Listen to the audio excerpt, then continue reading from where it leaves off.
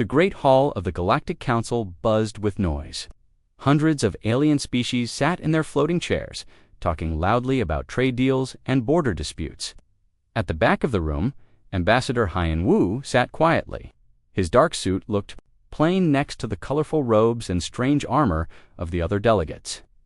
"Order, order!" shouted the council speaker, a tall blue creature with 4 arms. "We will now hear from the trade union about mining rights in Sector 7. Hyan Wu stood up. His movement was so sudden that nearby aliens turned to look. "I request permission to speak," he said in a clear voice. The speaker looked annoyed. "Ambassador Hyan Wu, you are not on today's schedule. Please sit down. This cannot wait," Hyan Wu replied. He walked down the long aisle toward the speaking platform. His footsteps echoed in the huge room. Other human diplomats followed him. So-min, the chief diplomat, carried a large briefcase. Jin-ho, the military attaché, walked with straight shoulders like a soldier. The alien delegates began to whisper. Humans rarely spoke at council meetings. When they did, other species usually ignored them or made jokes about the young race. Trying to play politics, Hyan Wu reached the platform and turned to face the assembly. "I come here today to deliver an important message from Earth and all human colonies." "Get on with it," growled Valthic, the representative of the Hegemony Empire. His red skin was covered in scars from old battles. "Some of us have real business to discuss." Hyan Wu smiled, but it was not a happy smile. For 200 years, humanity has been part of this council. We have followed your rules. We have respected your decisions. We have sent our ships to fight your wars and our workers to build your cities. The room grew quiet. Even the usual background chatter stopped. "In return," Hyan Wu continued, "you have called us primitive. You have blocked our proposals. You have taken our help but given us no voice. Today, that ends." So-min opened her briefcase and pulled out a thick stack of papers. She walked to the ceremonial fire pit in the center of the room. "What is she doing?" asked Crix, whose insect-like head tilted in confusion. "These are all the treaties between humanity and the Galactic Council," So-min announced. She dropped the papers into the fire. Flames shot up as the documents burned. "As of this moment, humanity withdraws from all galactic politics." The hall erupted in noise. Aliens jumped from their seats, shouting in dozens of different languages. Some laughed. Others looked angry. A few seemed confused. "You cannot do this." Valthic roared over the chaos. "You need us. You are nothing without the council." Ginho stepped forward. "All human military units are recalled from joint operations. All human trade agreements are canceled. All human technical support is terminated." "This is ridiculous," shouted Chancellor Vex of the Zephyrian Republic. "You will come crawling back within a month." Hyan Wu raised his hand for silence. Slowly the room grew quiet again. "We offered friendship. You gave us insults.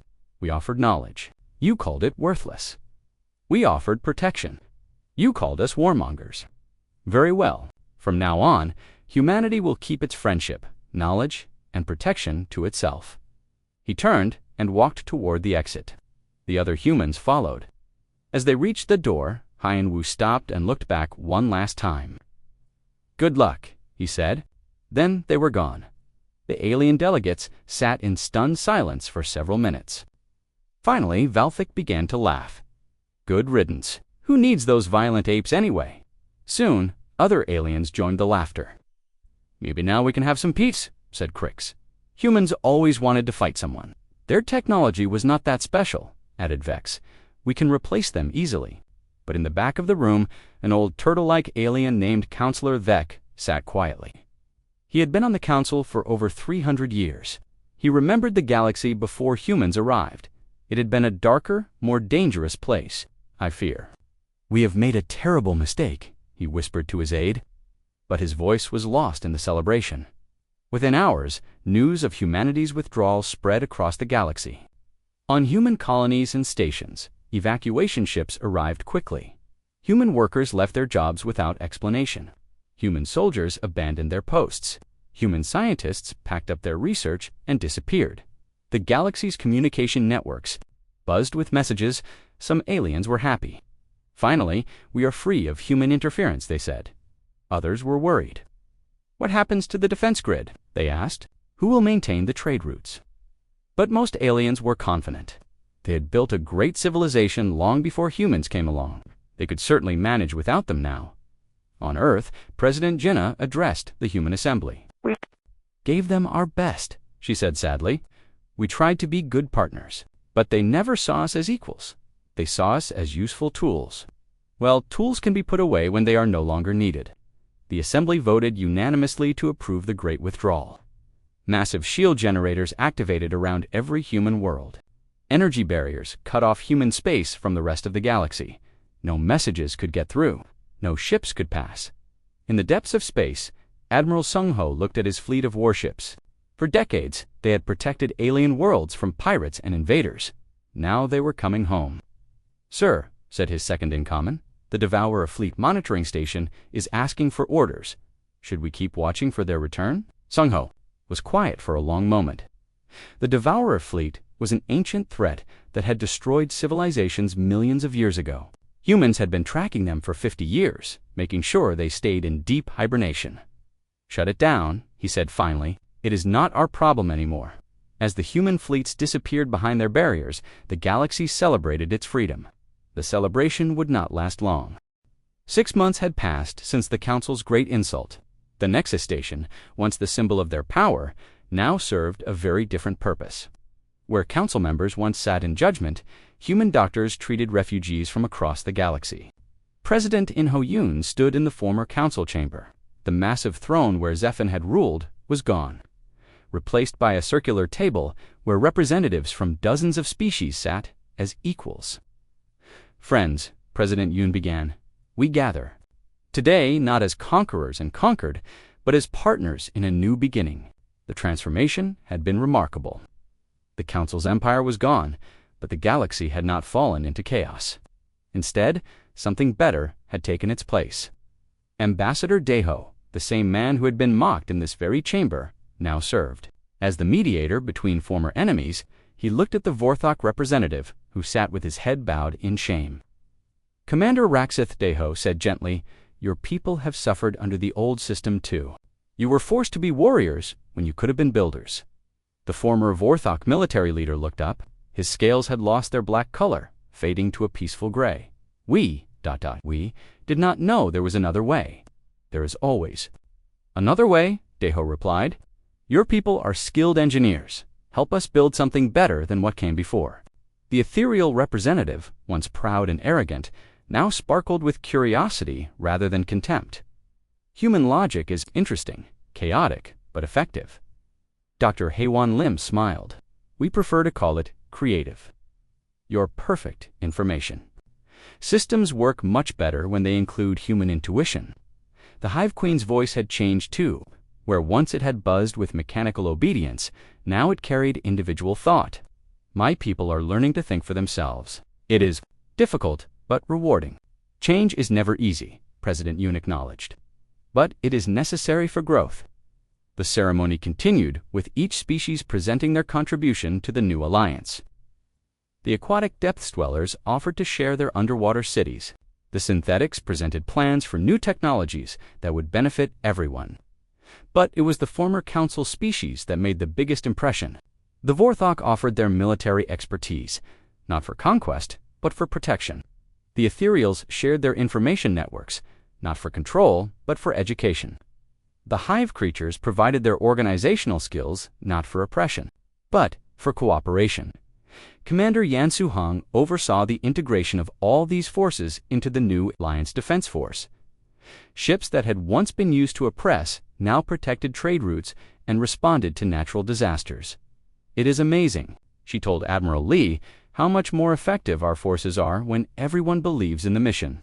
The garden was located in the center of the renamed Unity Station, where the Council throne once stood. Soo-young Kwan, the first elected Secretary General of the Alliance, watched as former enemies worked side by side. A Vorthok child played with a human child while their parents discussed trade agreements. An ethereal artist collaborated with a synthetic engineer. "On a new sculpture, she said to Daeho, "I think we won something more important than a war." "What's that?" he asked. "We won the future." The alliance was not perfect. There were still problems to solve, conflicts to resolve, and differences to bridge. But for the first time in galactic history, these challenges were being met with the galaxy's first democratic government was functioning. The strong protected the weak instead of exploiting them. Knowledge was shared freely instead of hoarded. In the months that followed, remarkable things happened. The ethereals, freed from their rigid logic, began to appreciate art and music. The hive creatures, allowed to think as individuals, made discoveries that amazed everyone. But perhaps the most remarkable change was in humanity itself, who had developed the weapons that won the war. Now focused on healing technologies, Captain Ko, who had led the space battles, now commanded rescue missions. General Yu, who had planned the military campaigns, now organized disaster relief efforts. The old council had ruled through fear and strength. They had taken what they wanted and crushed anyone who opposed them. But they had never understood the most important truth about power. It was not about what you could take, but about what you could give. Humanity had given the galaxy something it had never had before: hope. As the sun set on Unity Station, the Alliance garden glowed with bioluminescent plants from a dozen worlds.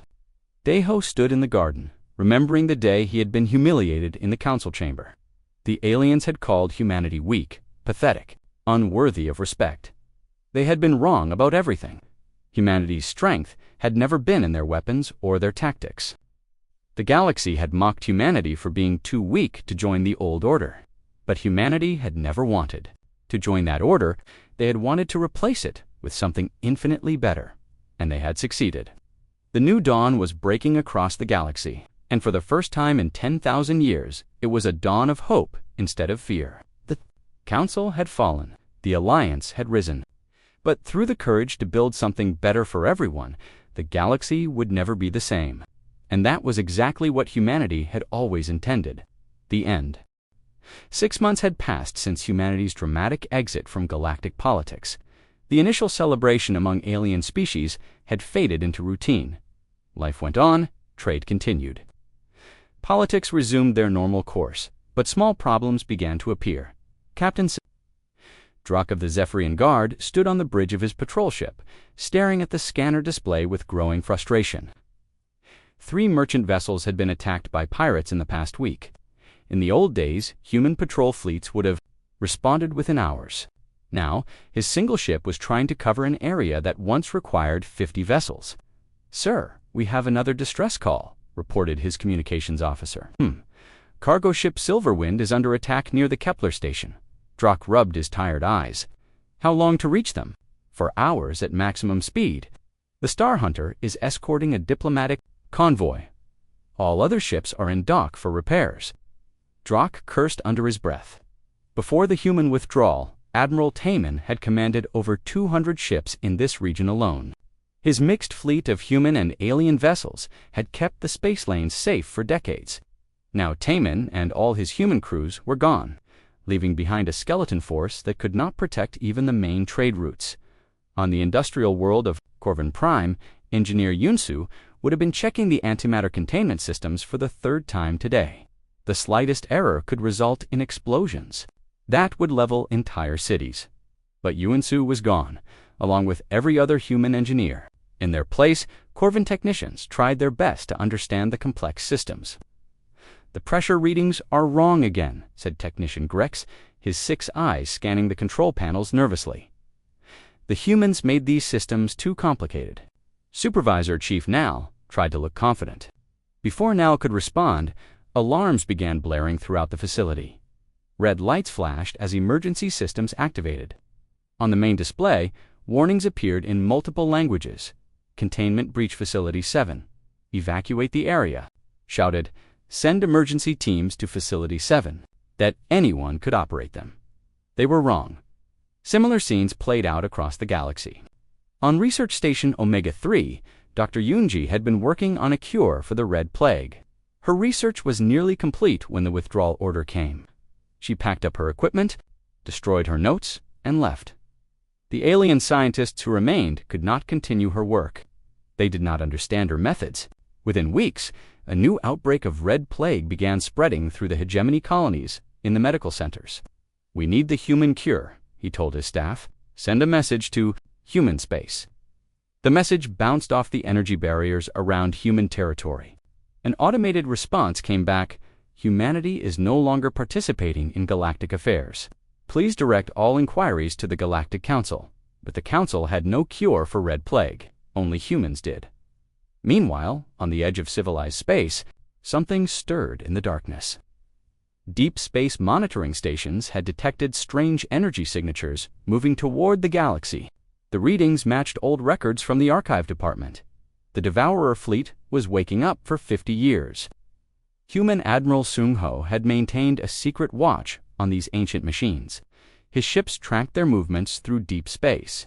His scientists studied their technology. His strategists prepared defenses against their eventual return. But now the monitoring stations were gone. The human fleets were gone.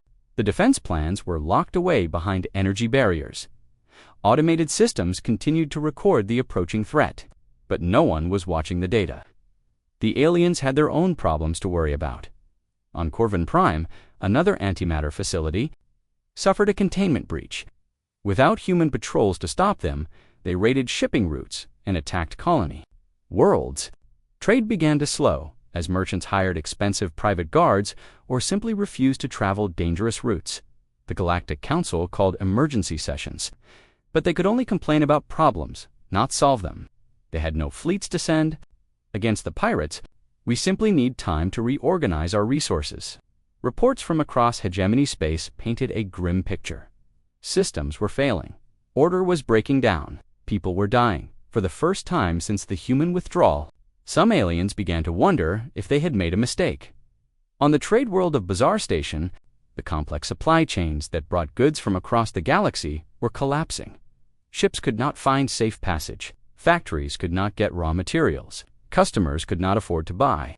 The humans controlled 60% of all shipping, his accountant reported. Their logistics companies handled everything from food distribution to medical supplies. "Find other companies," Crix ordered. "There are no other companies big enough to replace them, sir." The humans built the entire system. In the old days, hundreds of ships would be loading and unloading cargo around the clock. Now he could count them on his tentacles. The galaxy was learning a hard lesson. When you build your civilization on someone else's shoulders, you fall down when they walk away. But the worst was yet to come. The emergency sirens wailed across New Geneva Station as panicked aliens rushed through the corridors, and their ships stretched beyond the horizon. Ambassador Kuehl of the Avian Federation.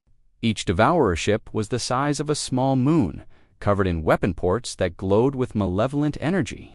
Crix, his insect compound eyes, reflecting the ominous lights. "Scanning systems count 12,000 vessels," reported the station's tactical officer, a young Zephyrian whose voice shook with fear. "But there might be more behind them. Cannot penetrate their formation." Kuehl turned away from the window.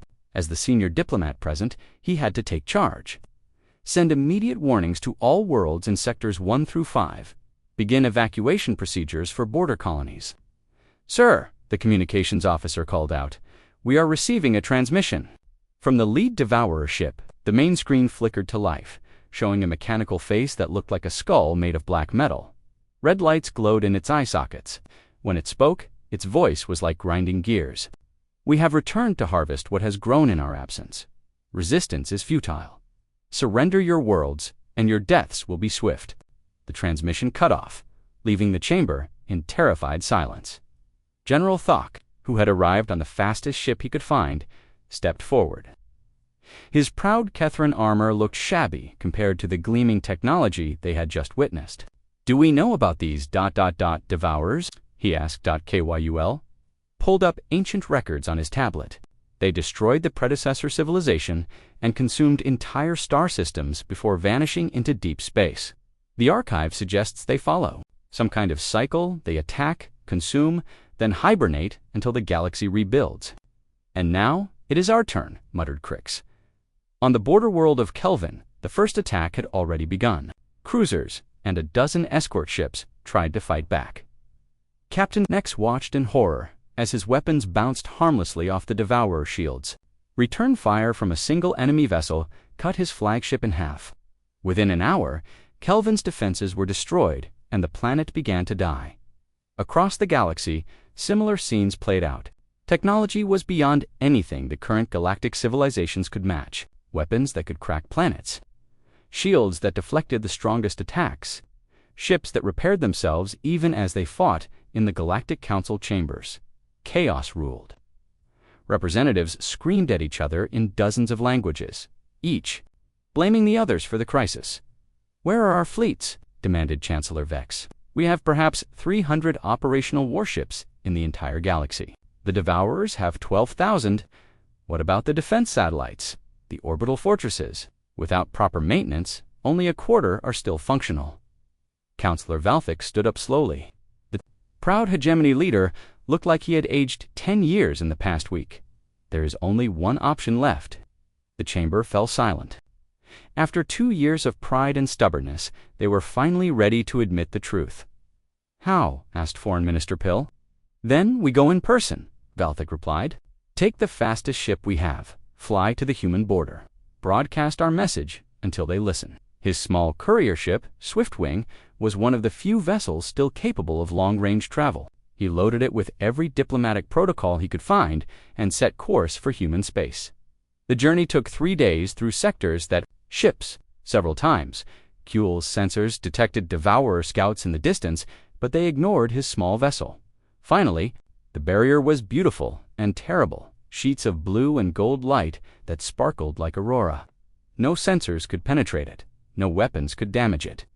It was a perfect shield that kept humanity safe while the galaxy burned. Kuhl brought his ship as close as he dared and began broadcasting on all frequencies. "This is Ambassador Kuhl of the Avian Federation. I carry urgent messages from the Galactic Council." His communications officer monitored every channel, hoping for some response, but the barrier remained silent. Just as Kuhl was about to give up, a new voice came through the speakers. It was calm, professional, and unmistakably human. "Ambassador Kuhl, this is Director J1 of Human Diplomatic Services. Your message has been received." Kyo nearly wept with relief. Director J1 thanked the stars. "Then you understand the danger. Please, we need human help. Your technology, your ships, your knowledge of how to fight them." There was a long pause before Jawan replied. "Your exact words, if I recall correctly, were human paranoia about ancient myths should not dictate galactic policy." Kuhl flinched. He remembered that debate. "We were wrong," he said simply. "We admit it. We were fools. But millions of innocent people are dying. Leadership. We will accept any terms you set." "Any terms?" "Yes, whatever you want." Jaewon was quiet for so long that Kuhl wondered if the connection had been lost. Finally, the human spoke again. "If we return to galactic affairs, it will be as leaders, not followers. The age of the Galactic Council is over." Kuhl thought about the burning worlds, the fleeing refugees, the advancing Devourer. "Fleets, yes," he whispered. "Anything is better than extinction." "Then go, convince your leaders. You have very little time." The transmission ended, leaving Kuhl alone with the stars and the glow of the human barrier. Behind him, the galaxy was dying. Ahead of him lay humanity's condition for salvation. As he turned his ship toward home, Kuhl wondered if his people would have the wisdom to accept what they should have embraced long ago, that sometimes survival requires swallowing your pride. The Devourer fleet continued its advance, consuming everything in its path. Was a glimmer of hope in the darkness. Humanity was listening. Representatives from across the galaxy shouted, cursed, and blamed each other as reports of destruction flooded in from every sector. The Devourer fleet had consumed 47 worlds in just 1 week, and their advance showed no signs of slowing. Ambassador Kuhl stood at the center of the madness, trying to deliver humanity's message over the noise. "They will help us," he called out, "but only if we accept human leadership." "Never," roared Councillor Valthik, though his voice lacked its old confidence. "The hegemony does not bow to anyone." "Then the hegemony will die," replied Kuhl simply, "along with the rest of us." Chancellor Vex of the Zephyrian Republic was pacing frantically near the display screens. Real-time footage showed Devourer ships turning her colonies into burning wastelands. "What exactly do the humans want?" she demanded. "Complete authority over all military operations, political control of strategic decisions, economic supervision of resource allocation, In short, they want to run the galaxy. This is blackmail. Accuse Trade Prince Crix, they abandon us in our time of need, then demand submission for their help. Old Counselor Vec, who had watched this disaster unfold from the beginning, finally spoke. His ancient voice cut through the argument like a blade. They did not abandon us. We drove them away. We mocked their warnings. We dismissed their wisdom. We called them primitive warmongers when they tried to prepare us for this exact threat. The chamber fell quiet as that continued. I have served on this council for 3 centuries. I remember the galaxy before humans arrived.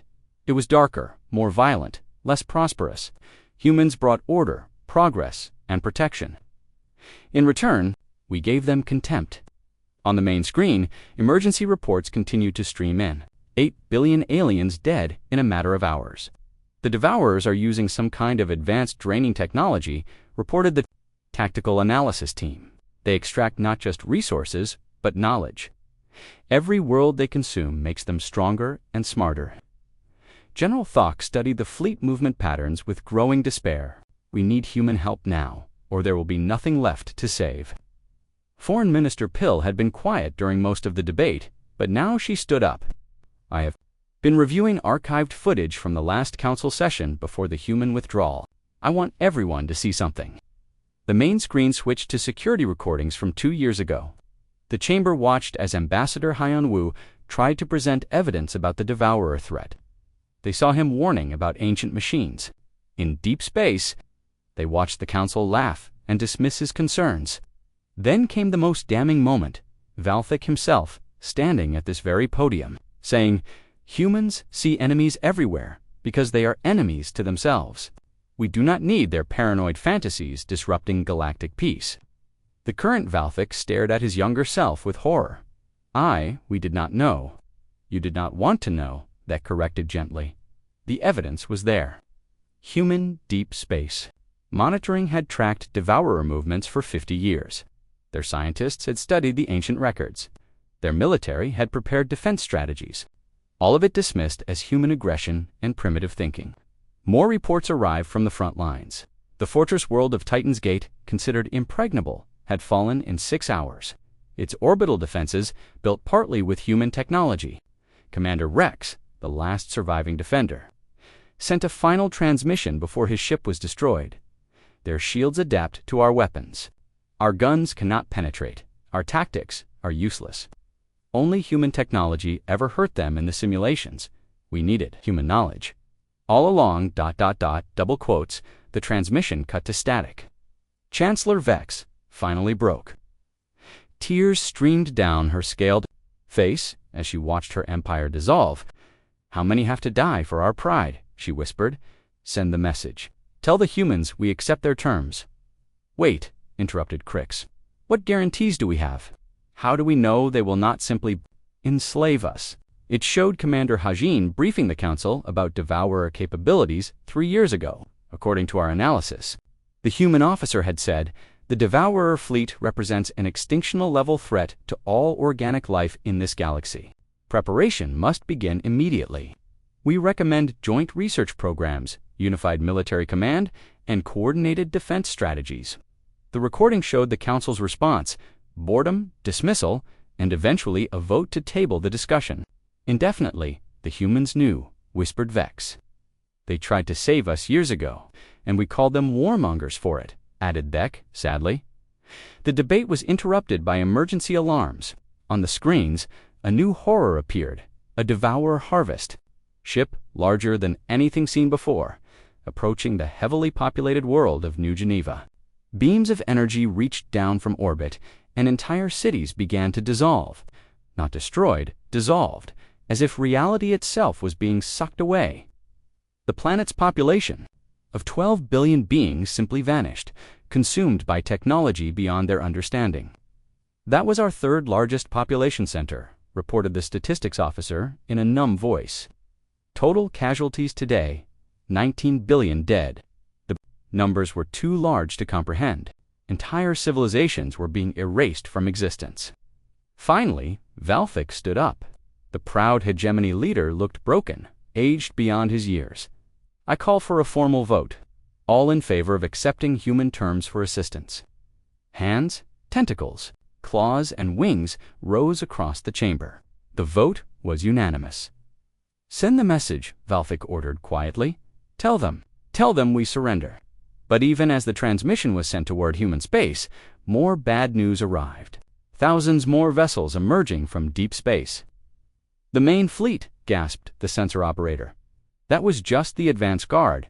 The real Devourer Armada is still coming." The energy barriers around human space flickered and died for the first time in 2 years. As the protective shields lowered, a single massive ship emerged from the glowing wall. It was unlike anything the galaxy had ever seen, sleek and deadly, covered in weapons that hummed with barely contained power. The ship's name was painted in bold. It was Admiral Hyanwu's new flagship, and it carried the future of the galaxy in its cargo holds. Ambassador, as his small courier vessel docked with the massive human warship, he felt like an insect landing on a sleeping dragon. The airlock opened with a soft hiss, and Admiral Hyanwu stepped through. He looked older than when he had left the council chambers 2 years ago, but there was a new confidence in his bearing. Behind him came a delegation of human officers and diplomats, all wearing uniforms that seemed to shimmer with advanced technology. "Ambassador," Kelhal Hyanwu said with a polite nod, "thank you for coming. I trust your leaders have considered our offer carefully." Kuehl tried to maintain his dignity, but the weight of his people's desperation made his voice crack. "Admiral, the Galactic Council formally accepts human authority over all military and strategic operations. We surrender our independence in exchange for your protection." Hyanwu studied the alien diplomat's face. There was no triumph in his expression, only sadness. "You could have been our equals." "We know," Kuehl whispered. "We were fools. But wisdom can grow from foolishness if the price is not too high." He gestured toward the viewports where distant explosions marked another world's death. "Let us hope the galaxy exists for us to save it." The map was a nightmare of red zones marking Devourer-controlled space. Over 60 worlds had been harvested, their populations consumed, their resources stripped away. "The situation is worse than your public reports indicated," observed Dr. Yunji, the human scientist who had once worked on alien disease research. "They are consuming information itself. The accumulated knowledge of every civilization they encounter." She manipulated the display to show energy flow patterns. "Each world they take makes them smarter, more adaptable." "With great difficulty," replied Admiral Sungho. As he entered the room, the graying human military commander looked tired but determined. "We have been preparing for this fight for 50 years, but the enemy is stronger than our worst projections." "Preparing?" Kuehl was confused. "You withdrew from galactic affairs. How could you be preparing?" Sungho smiled grimly. "Ambassador, did you really think we would abandon the galaxy to extinction? We withdrew from politics, not from responsibility." The holographic display changed to show human space, not the small territory that aliens remembered. Shipyards the size of moons, research stations studying captured Devourer technology, weapons that bent the laws of physics. "For 2 years, while you struggled with the consequences of our absence, we have been working," explained President Yenna, appearing via secure hologram from Earth. "Every human scientist, engineer, and soldier has focused on a single goal: preparing for the Devourer return." Kuehl stared at the scope of human preparation in amazement. "You knew they were coming." "We tried to tell you," Hyanwu replied, "but you preferred to call it human paranoia." The conference was interrupted by emergency alerts. "We are out of time," announced Sungho. "If we are going to act, it must be now." "Ambassador, you say your people accept human authority. We make hard choices. When we sacrifice some worlds to save others, when we demand absolute obedience to military orders." Kuehl thought about the proud species that made up the Galactic Council, aliens who had ruled their own domains for thousands of years. "They will have to," he said finally. "The alternative is extinction."